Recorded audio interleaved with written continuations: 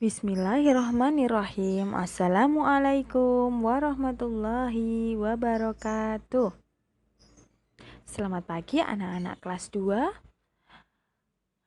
Semoga pada hari ini kita selalu diberi kesehatan, diberi kesempatan untuk bisa belajar bersama-sama. Baiklah, sebelum pembelajaran dimulai, tidak lupa marilah kita senantiasa berdoa agar pembelajaran hari ini diberi kelancaran. Kita berdoa bersama dengan mengucapkan basmalah. Bismillahirrahmanirrahim. Pembelajaran hari ini kita masuk di subtema 4, yaitu hidup rukun di masyarakat, pembelajaran ketiga. Warga di lingkungan rumah Udin sedang bergotong royong. Ibu-ibu menyiapkan makanan dan minuman. Anak-anak ikut membantu. Ada anak yang membantu membersihkan sampah. Ada juga anak yang membantu menyajikan makanan. Semua tampak rukun dan gembira. Nah, bisa dilihat dari gambar itu ya. Semua saling bergotong royong, saling membantu di lingkungan rumah Udin. Ya, bergotong royong. Ada yang membersihkan sampah, ada yang membantu menyajikan makanan. Mereka hidup dengan rukun. Kegiatan gotong royong apa yang pernah kamu lakukan di lingkungan rumahmu? Nah, coba kalian selama di rumah kira-kira pernah tidak ya bergotong royong di lingkungan masyarakatmu? Tentunya sudah pernah ya. Nah, itu dijadikan pengalaman pribadi kalian. Selanjutnya, perhatikan pada gambar. Gambar mana yang menunjukkan sikap hidup rukun di masyarakat? Dan gambar manakah yang menunjukkan penolakan? Sekarang kita lihat satu persatu. Di gambar yang pertama, maaf ya kurang jelas ya ini gambarnya. Bu Winda bacakan. Siti, tolong bawakan kue ini untuk bapak-bapak. Baik, Bu. Nah, di percakapan pertama kira-kira menunjukkan hidup rukun tidak ya? Iya, itu menunjukkan hidup rukun. Sekarang di gambar yang sebelahnya, gambar kedua.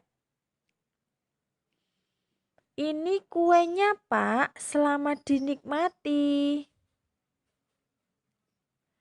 Nah, itu juga menawarkan kue kepada bapak-bapak. Itu juga menunjukkan hidup rukun. Selanjutnya, silahkan air minumnya, Pak. Nah, bapaknya juga menjawab, terima kasih, Siti. Kebetulan bapak sudah haus. Nah, karena sudah pas haus dikasih air minum, maka bapaknya mau untuk minum. Jadi itu menunjukkan juga hidup rukun dalam masyarakat. Sekarang yang paling bawah. Kuenya silahkan, Pak. Tidak, terima kasih nak, bapak masih kenyang, nanti bapak ambil sendiri. Nah, di gambar yang bawah kiri itu bapak-bapaknya ditawari kue tetapi tidak mau karena masih kenyang. Nah, dari pertanyaan di atas tadi, gambar manakah yang menunjukkan penolakan? Berarti gambar yang menunjukkan penolakan ada di gambar yang bawah sebelah kiri. Nah, dengan ditandai menggunakan kata tidak ketika diberi penawaran. Tidak, terima kasih nak, bapak masih kenyang, nanti bapak ambil sendiri. Nah, itu menunjukkan kalimat penolakan. Kalimat penolakan biasa ditandai dengan kata tidak. Selain kata tidak, dapat ditambahkan kata maaf, terima kasih, lain kali ya, dan lain-lain. Kemudian, Yang selanjutnya adalah belajar matematika. Kegiatan gotong royong di perumahan Udin terlaksana dengan baik. Ibu-ibu menyiapkan banyak makanan untuk peserta gotong royong. Ada 95 kue bolu dan 120 kue lemper. Kue itu disajikan dan dimakan 158 buah. Berapa sisa kue sekarang? Nah, sebelumnya perlu diingat penjumlahan dan pengurangan yang sudah dipelajari sebelumnya ya. Kemarin kita sudah belajar tentang susun panjang dan susun pendek. Nah, mula-mula bagaimana caranya? Nah, kita hitung dulu, kita tulis dulu soalnya. Jumlah kuenya dijumlahkan seluruhnya 95 ditambah 120. Lalu kemudian dikurangi untuk yang dimakan 158. Nah, kita hitung terlebih dahulu jumlah kuenya. 95 ditambah 120 kita hitung susun. Nah, dari belakang ya.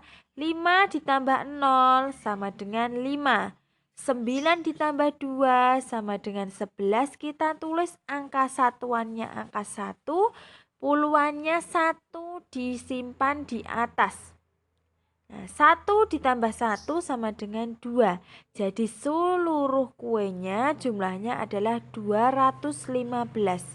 Nah, lalu kemudian jumlah kue dikurangi dengan jumlah kue yang dimakan, yaitu 215 dikurangi 158. Sekarang dikurangi. Kita hitung dari belakang. 5 dikurangi 8, bisa tidak? Ya, tidak bisa. 5, kita harus meminjam angka di depannya. Di situ ada angka 1. Kita pinjam angka 1, kita tulis kecil di depannya. Jadi kita pinjam puluhan 1. 10 ditambah 5, 15 dikurangi 8 sama dengan 7. Nah, baru kemudian ke baris yang kedua, angka 1 tadi sudah dipinjam berarti masih 0. 0 dikurangi 5 tidak bisa. Kita pinjam depannya. Nah, kita pinjam 1, puluhan.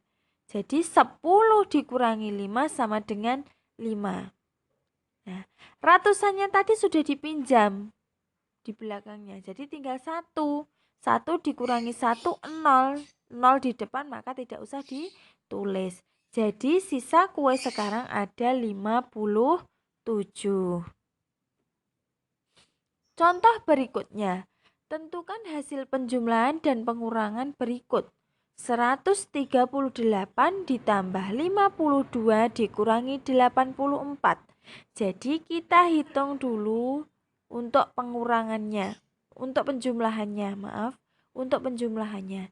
138 ditambah 52, kita susun ya. 8 ditambah 2, 10, kita tulis 0, disimpan 1 di atasnya. 1 ditambah 3 ditambah 5 sama dengan 9. 1 di depannya ditulis karena tidak ada penjumlahan maka tetap. Jadi hasilnya 190. Nah, kemudian 190 dikurangi dengan 84. Kita susun 0 dikurangi 4. Tidak bisa buat mengurangi. Kita pinjam angka di depannya 1. Jadi 10 dikurangi 4 sama dengan 6. 9 tadi sudah dipinjam 1, maka masih 8. 8 dikurangi 8 sama dengan 0. Kemudian 1 masih utuh, tidak dikurangi dengan bilangan apapun, maka masih utuh tetap 1. Jadi hasilnya adalah 106. Kemudian 225 dikurangi 115 ditambah 90. Nah, kita hitung untuk pengurangannya dulu yang di depan. 225 ditambah 115 sama dengan, kita susun. 5 dikurangi 5, 0. 2 dikurangi 1, 1. 2 dikurangi 1, 1. Hasilnya 110. 110 dijumlahkan atau ditambahkan dengan 90. Nah, kita susun. 0 ditambah 0, 0. 1 ditambah 9, 10. Kita tulis angka 0 yang di belakangnya. Kita simpan angka depannya di atas 1. 1 ditambah 1 sama dengan 2. Jadi hasilnya adalah 200. Ibu-ibu menyiapkan kue-kue untuk peserta kerja bakti. Ada kue lemper yang terbuat dari beras ketan. Beras ketan dapat dipakai untuk membuat hiasan. Begitu juga dengan biji-bijian yang lain. Nah, kita ingat kembali kemarin kita sudah belajar tentang kolase. Apa itu kolase? Kolase adalah karya seni rupa 2 dimensi yang menggunakan bahan dasar bermacam-macam yang ditempelkan pada suatu gambar. Kita bisa menggunakan biji-bijian, kita bisa menggunakan misalkan jagung, padi, atau kacang hijau, atau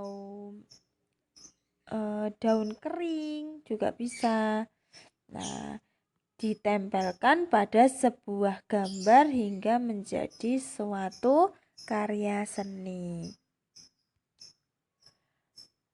Lalu kemudian yang kedua adalah mozaik. Perbedaannya apa kemarin dengan kolase? Mozaik adalah pembuatan karya seni 2 atau 3 dimensi yang menggunakan material atau kepingan-kepingan yang disusun sehingga membentuk suatu gambar. Jadi pada mozaik ini adalah pecahan-pecahan atau kepingan-kepingan yang dipotong atau dijadikan kecil-kecil, disusun sehingga menjadi suatu gambar atau karya seni yang indah. Nah, apa saja bahan yang digunakan ketika membuat karya seni kolase? Di sini bahannya kertas gambar, lem kertas atau lem kayu, berbagai biji-bijian misalnya kacang hijau, kedelai, jagung, dan lain-lain yang ada di rumah, kemudian pensil. Sedangkan cara membuatnya yang pertama adalah membuat sketsa gambar yang akan dihias. Di sini dicontohkan gambar burung merpati. Nah, dilihat gambarnya ya. Oleskan lem sedikit demi sedikit pada gambar yang akan ditempel kertas. Yang ketiga, tempelkan biji-bijian pada gambar yang telah dibuat dan diolesi lem. Perhatikan kombinasi warna dan jenis biji-bijian. Jadi ketika menempel biji-bijian itu harus kita sesuaikan. Misalnya di sayap kanannya pakai kacang hijau, berarti sayap kirinya juga harus pakai kacang hijau. Tidak mungkin dalam satu hewan sayapnya 2 warna yang berbeda. Nah, itu contohnya. Lalu kemudian yang terakhir, aturlah agar hasil tempelan rapi dan indah seperti contoh pada gambar pada gambar yang sebelumnya ya. Ada di kolase atau montase yang ada di depannya. Nah, lalu kemudian untuk tugasnya ada di buku pena halaman 60. Di situ ada soal matematika, dikerjakan dengan cara susun di buku tugas. Jadi dikerjakan di buku tugas agar lebih jelas, karena di buku pena nanti tidak muat ya. Jadi dikerjakan di buku tugas, baru kemudian difoto dan dikirimkan ke wali kelas masing-masing. Terima kasih, cukup sekian pembelajaran dari Bu Guru. Ada kurang lebihnya mohon maaf. Pesan buat anak-anak kelas 2 semuanya, tetap semangat belajar walaupun harus belajar daring. Selalu sabar, selalu semangat. Tidak boleh membantah orang tua, nggih. Kita harus berterima kasih ketika orang tua sudah mendampingi kita. Nah, jaga diri, jaga kesehatan diri, banyak cuci tangan, jika keluar rumah harus pakai masker. Oke? Wassalamualaikum warahmatullahi wabarakatuh.